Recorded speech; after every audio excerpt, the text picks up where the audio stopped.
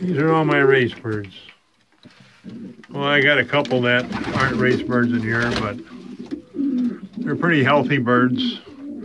That one back there, she's sitting on eggs.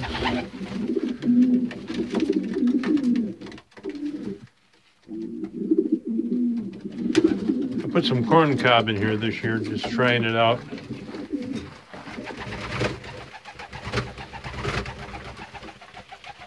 There's one in this box.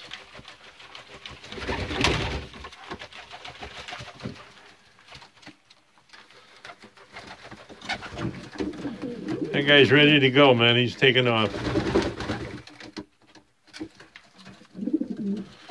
All right, this is John J. Barucki's loft. These are the old birds. That's a pretty good bird. Went on a 350-mile race 2 years ago. From Omaha. It was a bad race. Everybody lost their bird. This guy came home. He was a 3-day bird. All right, thanks for watching. John J. Barucki's Racing Loft. Bye.